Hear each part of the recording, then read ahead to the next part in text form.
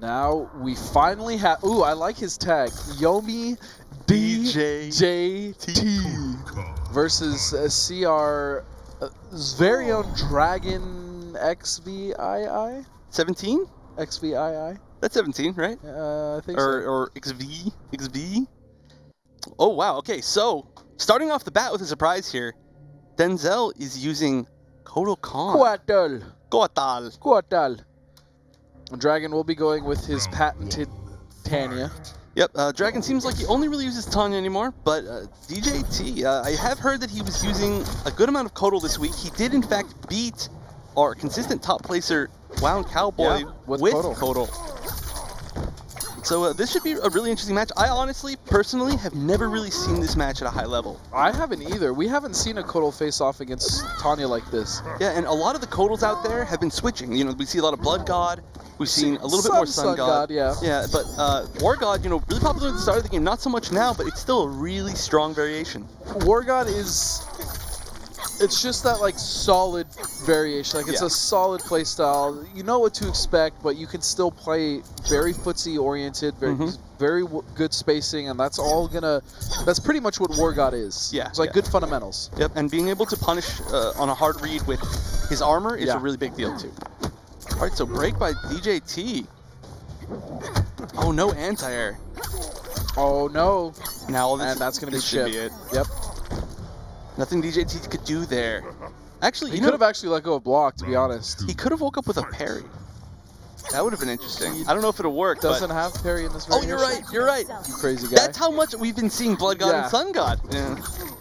Look at me getting info wrong. Look at me, knowing something you don't. I know. Wow. I know. I'm proud of myself. I'm proud of you too. Oh no! Stops him from getting the combo off of the armor. Wow, Dragon absolutely dominating DJT right now. Yeah, but he's just gonna need one more hit of chip. This is gonna be really hard for DJT to get out of, and then that's gonna be it. Yeah, nothing he could do there. Yep, he can't use that non-existent parry. Hey, it was an idea. It's not a bad idea, but it's impossible. It's just not possible, right? But whoever's running this respect wheel is just perfect. They are giving zeros to Tanya since 2014, 15. You know I have this weird feeling that whoever's running that respect wheel has something against Tanya's, but I'm not totally sure. But you know, your comment could be unfounded. You know, we don't know that though. I'm pretty sure. Yeah, I love Yomi DJT.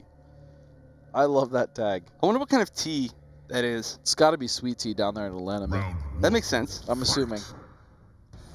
Get Sub-Zero, put a little ice in it. I hate you. And everything you stand for. All right, so nice throw. He's sticking with War God. I know he has been using a little bit of Blood God. I'm not sure about Sun God, but I mean, DJT also very infamous for his Tremor and his Kung Lao and a million other everything else. Yeah. And his Sub-Zero. As with most of Yomi, I mean, these guys are all multi-character specialists.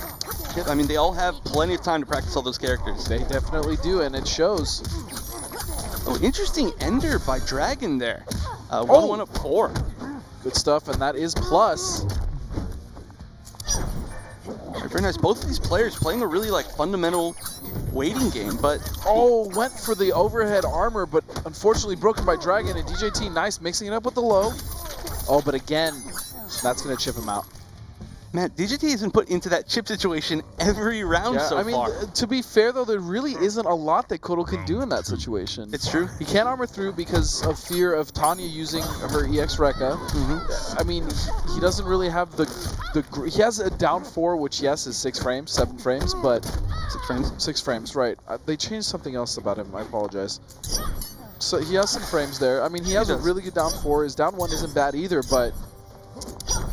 Well, I mean, the big problem there is he does have great pokes in this matchup, but they're both punishable. Yes. And the fact that Tanya has such a great combo starting fast mid means that she can actually take advantage of that. A lot of characters, they don't quite have the range or the speed to punish the down 4 or the down 1, but Tanya without a doubt, yes. And DJT with a huge lead here. But Dragon pushing him all the way across the screen, taking over half of his life. DJT is going to have to do something here. Wow, Dragon's dropped that combo quite a bit, though. He has. It's not too easy in the corner, but I mean, he also is going for the easier one. Oh my, wow. So that whole life bar went from one side of the screen to the other at the same time that the life bar was draining. That was crazy. I know, Dragon must have hit DJT like 8 times in there, and DJT just finally got off that one hit that he needed to prevent that comeback. But that was really close to almost a 100% life comeback. Yeah, good blocks there from Dragon.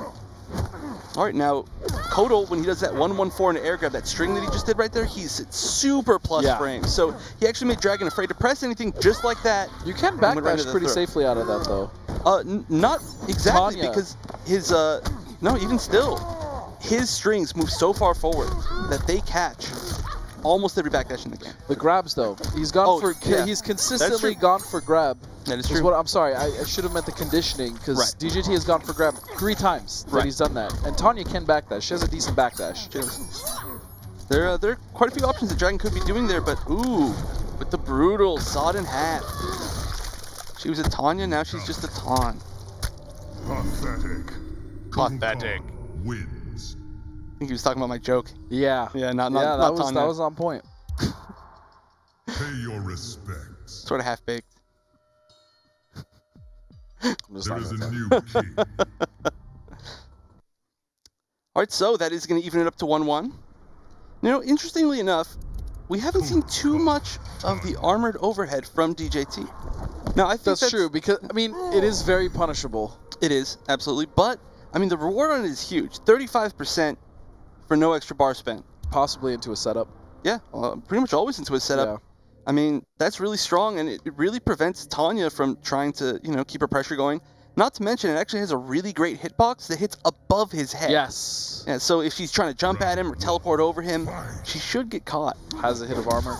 It does, yep. Super fast. Right, very nice jump back to start the game by Denzel. Oh, nice backdash to avoid that. Just gets clipped by the logo. Not too bad. Oh, what a read! That was great. And that, again, that's one of the reasons why Kodal is so strong. He's such a strong character fundamentally, and if you jump at him, he can get so much damage off of that enhanced air throw. Also, fun fact, Kodal has the most advantage on a throw in the game. So once he throws you, you're knocked down for longer than any other character I after did the not throw. know that. Yep, second place is Kenshi. The more you know. The more you know. Knowledge is power. Tanya doesn't seem to care about that right now, though. Nope. And she takes him all the way across the screen. Alright, he tried to disrespect that plus frame situation, but I think he was just trying to backdash the throw, like probably, like we were talking about, and it was it would have been good, but unfortunately DJT had the read on him. Yeah, I mean that is one of the strengths of pretty much all the Yomi players. I feel is their hard reads. Absolutely. Oh, again, but Dragon has also successfully armored through that setup quite a few times. It's true. Oh, and there it is. Oh, but no conversion. That was big. If Dragon can manage to get the comeback here, that will be a huge drop, but no chance. DJT looking really strong. 2-1 now. Yeah, 2-1. We did talk about this a little bit earlier, but he does play against MIT a lot. Yeah. His brother. So and MIT does play Kobujutsu Tanya. So he should know the match pretty well. Arguably the best Kobujutsu Tanya. Arguably, yes. I think one could say the most successful. Yes. In tournaments. But again, MIT playing multiple characters. He also plays Scorpion at a very high level, which is something we kind of don't see ever since, you know, the launch of the game. So that's true. Do you think he just likes yellow characters? Do you think he's gonna play Cyrax and Triborg? I don't know. He never really played Cyrax in MK9. That's true. And Cyrax was yellow. So. Fight. All right. So if DJT wins this, he will move on in the winners bracket. Do you think that'll happen? Make a hard read. If I had to guess or make a hard read, I don't know. I just feel like Dragon has the tools with his character, specifically with Tanya, to make this comeback. And I think overall, I think Dragon's gonna do it. Well, you're the pro, my friend. All right, and the corner combo. And he lands it. He did. He finally did. And that's a lot of damage. Honestly, people don't really think about it, but she gets a lot more damage in the corner than she does mid-screen. Almost 10%. Yeah. And just because you said you think Dragon's gonna win, Dragon doing really well. Yeah. Maybe it's... Oh, beautiful armor there from Dragon. Nice. I believe he actually used the back 2 string, which isn't one that you see too much, but it hits twice very fast, and it starts up in 7 frames. Yeah, wow. Right now, Dragon is making all the correct reads, and he's completely locking down DJT. But finally, DJT gets a grab, puts himself in good position with the corner. Good choice there. And here's the plus frames. Yep. And another grab. There's nowhere to run this time, though. He has been correct on the reads after his plus frames every single time. Yeah. It's like just never get touched by those plus frames against him, or you're not guessing. Oh, but Dragon making a comeback of his own here, and that is gonna do it 2-2 now. That was a great choice at the end of that right there, because he threw. Now, DJT had 3 bars, so he could have easily broken the last of that combo, but you can't break a throw. Yeah. Well, I mean, you can break a throw. You can, there we go. I see what you're doing there. You can break what you're doing there. You can break it, but you can't breaker it. But yeah, it's gonna be 2-2. Go on. And yeah, I mean, you think Dragon's gonna take it? I think Dragon's gonna take this. I have faith in your choices. I'd put all my Shang bucks on this. Oh, we get Shang bucks instead of Bison dollars now. Yeah. I like it. Shang bucks. Shang bucks. Mortal Kombat, baby. Shang sense. But all right, goes for the pressure. Nice. Now we haven't seen too much of the enhanced Tonfa throw by Dragon yet. No. That was actually kind of one of the first times, and it's working out well. I mean, we saw 2 in that for when he carried him all the way across the corner. That was basically the last time we saw it. Yeah, he used 2 of them. But interestingly enough, I've still only seen one player successfully neutral duck that, and that's Cowboy. Cowboy's the only one that's neutral ducking the Tonfa on its way back. Wow, what a beautiful duck too. Cowboy is extremely consistent in that. Now, Shinnok does actually have an easier time with that than most other characters. There's certain situations where Shinnok is the only one who can take advantage of that, but still, very few players doing it at all in any situation. Yeah, that's something we'd like to see. I mean, that's a very valuable tool that Tanya has that can be taken away from her.